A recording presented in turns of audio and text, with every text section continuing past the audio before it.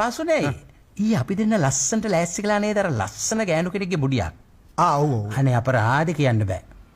Powder tin එකම වැටුණා නේද බං මගේ අතේ මූණට. ඇහි කනේ මූණේ හැම තැනම මූණෙන් එකයි පවුඩර්. නමුත් වචනයක් කිව්වේ නෑනේ මේ ගෑණි. ඒකට අපේ ගෑනු. එහෙම වුණා නම් මාව කයි. කයි කියන්නේ මකයි. සම්පූර්ණ නැත්ත මල්ලි. මැරිච්ච උන්ගේ හැඩ වැඩ බලන්නේ නැති වුණාට උන්ගේ ඥාති මිත්‍රාදීන් ඇවිල්ලානේ මෙතන හැඩ වැඩ බලන්නේ. මල්ලි මල්ලිට මතකද? දැන් දවස් දෙකකට ඉස්සෙල්ලා අර ආච්චි කෙනෙක් අපි එම්බාම් කළේ.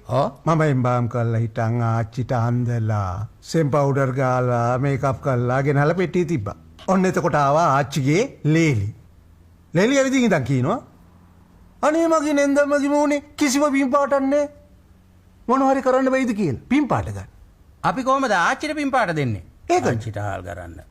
ජීවත් වෙලා ඉන්නකම් පන්සල් ගියේ නැත්තම්. පන්සිල් පද පහ රැක්කේ නැත්තම්. ඉතින් කොහෙද මූණට පින් පාටක්? ඉන්නකම්ම අනුන්ගේ ඇදකුද හෙව්වනම්. අනුන්ට පද හැදුවනම්. කොහෙද බාසුන්නේ පින් පාටක්? ඒ උනා පින් පාට මුං ගන්න හදන්නේ. එම්බාම් එකෙන්නේ. පින් පාට ගන්න පුළුවන්ද බං? එම්බාම් එකෙන්. ඕන ඔය මේ සුදු කොණ්ඩය සුදු රැවුලක් කළු කරලා දෙන්න පුළුවන්. නෑ ටිකක් කෙට්ටු එකෙන් නම් මහත් කරන්න පුළුවන් පොරවල් දෙන්න පුළුවන්. මේ එම්බාම් එකෙන් පුළුවන්ද පින් පාට ගන්න? ඉතින් බාසුනේ කොහොමද ආච්චිට පින් පාට දුන්නේ? ඔව් ඉතින් නාති මිත්‍රාදීන්ව සතුටු කරන එක අපේ යුතුයකමක් නේ. මං ගත්ත මල්ලි ආච්චි උස්සලා අරගෙන ගෙනත් තිබ්බ මෙතන. තීලා ගත්ත අඩ කොටේ. අනිත් අතට ගත්ත මිටිය. තිබහක් කඩ අඩ කොටේ. මිටියෙන් ගෙව ඩීංගා හිමි. ආච්චි කට හැකස් ගලොන්ඩල් පැත්තට ගියා. ඒකට ඉතින් ඥාති මිත්‍රාදීන්ට මල පයින් නැති මූණ දැක්කාම. ලීලි සන්තෝෂයෙන් ඇඬුවා.